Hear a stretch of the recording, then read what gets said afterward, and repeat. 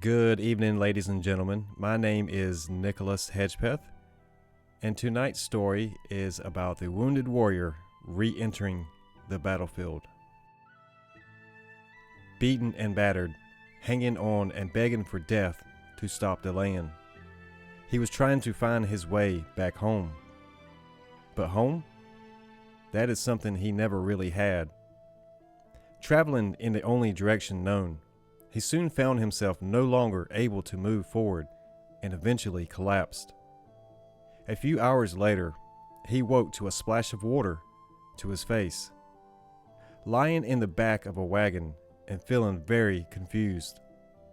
As he sat up and tried to come to his senses, his vision was still blurry. He locked onto a beautiful light and could not look away. He wondered if he was on the road to heaven. But that didn't make sense because he was still badly wounded. That light was a beautiful face. As his eyesight came into focus, her face glowed, and soon he forgot about the battle he just left from.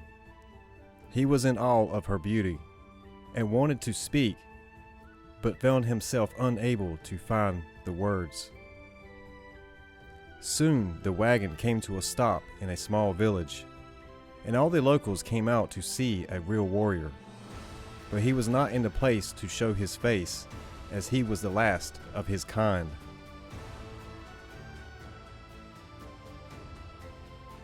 A survivor from a fallen kingdom that no longer existed. She took him in for a little while and started to heal his wounds. But he was a strong warrior that only knew how to fight. He wanted to speak to her, but every time he tried, he couldn't find the words. As he laid there, drifting in and out of sleep, thinking about his fallen home, he kept thinking, was there really anything left fighting for? All of a sudden, the locals started to stir, and the village fell under attack. Without a moment's notice, he jumped to his feet, in high alert, and her family rushed in to get her so that they could flee. That was the last time he would be close to her. The battle was coming to him, and he had two choices: lay down and die, or picture her face in the light the way he did when he woke from that wagon. As that thought entered his mind, the choice was clear. Fight, fight, fight. This time, there would be a different reason to fight. This time, he would show no mercy. This time, he would not be denied what he was fighting for. So he picked up his armor and started to dress. He stopped at the door beside a hutch on the way out and noticed a tiny symbol that reminded him of her, and he quickly placed it on the chest plate of his armor. Then he picked up his sword and entered the battlefield with a new mission. First, protect the locals. Then he would rebuild a new kingdom. This time he would not be denied, and this time he had a plan, and this time he knew that he would never be wounded again. The shield of love, the shield of desire, the shield of passion. He was never going to stop fighting, but this time he was fighting for the love of himself. He was not fighting for a king's purpose. He was fighting for his purpose.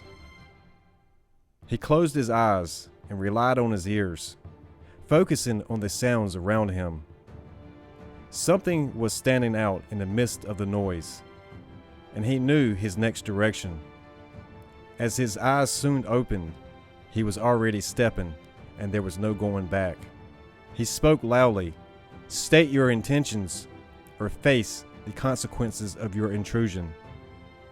With resolve and determination, he moved through the battlefield, wielding his sword with precision and skill. The attackers were taken aback by the ferocity and were no match for his newfound sense and purpose. Amidst the chaos of the battle, he couldn't help but think about the woman he met earlier, her face still etched in his mind. He fought on only to protect the villagers, but also with the hope that he might see her again. Even if it seemed like a distant dream, he knew that he had to survive and rebuild his fallen kingdom.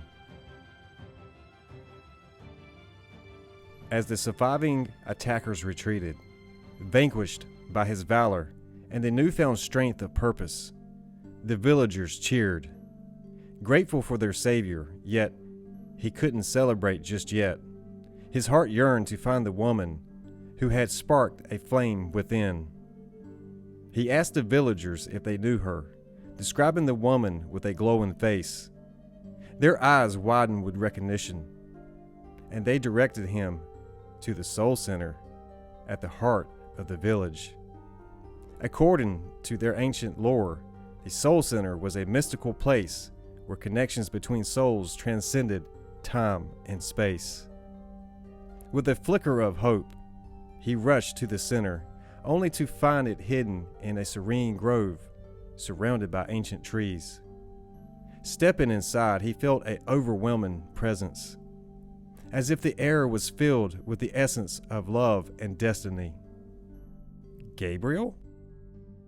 A soft voice called out, and there she stood, the woman whose face had guided him through the battle. As their eyes met, it was as if time had stood still. She explained that her name was Genevieve, a guardian of the Soul Center. She had sensed his presence since the moment they had first met. Their connection was not mere chance, but a cosmic thread of weaving souls together. Genevieve revealed that his courage and determination in the battle had rekindled an ancient magic of the Soul Center, enabling them to be drawn together. As they embraced, the world around them seemed to fade away, and they discovered that they were connected not just by fate, but by shared history from past lives in Paris, transcending time and space. With the love and power of the Soul Center, Gabriel and Genevieve vowed to rebuild his fallen kingdom together, not just as a king and his queen, but as two souls united by love that had endured lifetimes. And so their journey began, hand in hand, with the shield of love guiding them forward, as they fought for hope and prosperity to once forgotten lands. The legend of Gabriel, the warrior king, and Genevieve, the guardian of souls, would be told for generations to come, echoing through the ages as a timeless tale of love, courage, and destiny fulfilled.